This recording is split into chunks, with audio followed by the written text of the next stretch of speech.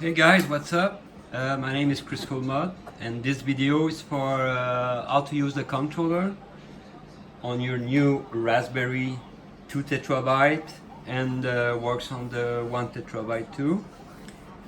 Before you boot your Raspberry, make sure you did plug the HDMI, because if you boot your Raspberry without the HDMI, if you plug it back, you're not gonna see any signal. So HDMI, make sure it's plugged before booting your Raspberry.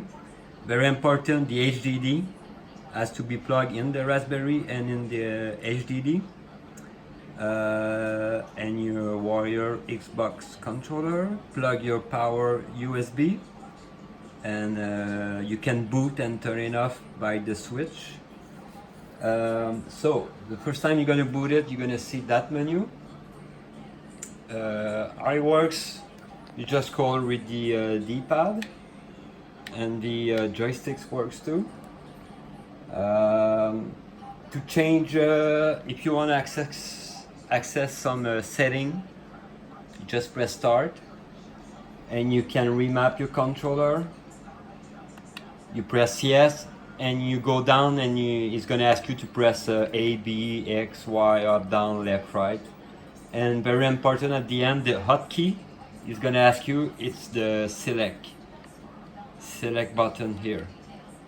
So that's the start, that's the select, and that's also your hotkey. It's used to access recharge setting in game, quit game, and stuff like that. All right. So you can change here the theme, screensaver, stuff like that. If you don't know how to use it, just read on the internet some forum. You're gonna have tutorial and information about emulation setting, but everything works fine like that. You don't have to change anything. What's important is how to boot a game, how to change some to fix some booting game if it doesn't work, but all should works perfectly. Okay, when you boot a game, you press the A button.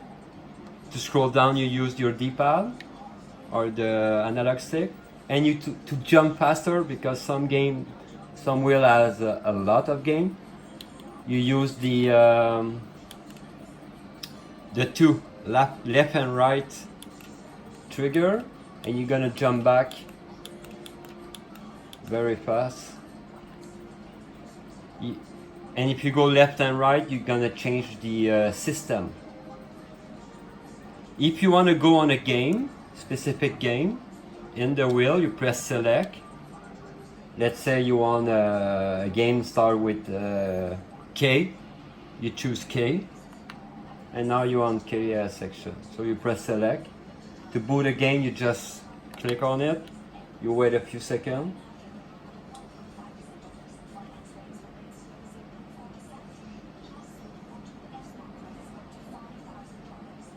I'm gonna shut down the globe because it's hard to see on the camera. Okay, now we end the game. The game worked like normal. Okay, if you want to quit, you press select and start together, and that's it. Okay, let's pretend one game doesn't work as it should be.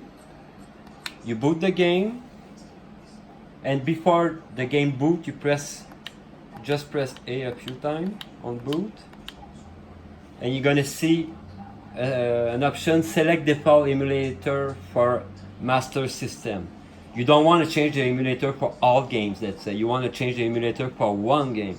So you select option 2, select emulator for this ROM. So you enter it, and it's going to give you some option. I'm not going to change it now because it works. But you can try option 1, 2, 3. And you launch the game with the new emulator you try. Maybe some is going to work better than others. And I'm going to show you another trick.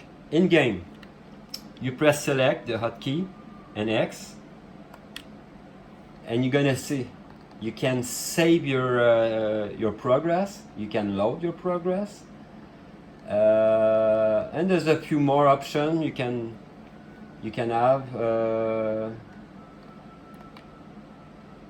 Other input. You can the cheat code. You have some cheat already installed. You choose the system, load, and you choose the system and the game. You have to choose the cheat code for that game. So basically there's the cheat, save and load, and a bunch of advanced user setting like input and stuff like that. So to go back, you don't quit, you just press quick menu and resume, and you go back to your game. So that's it.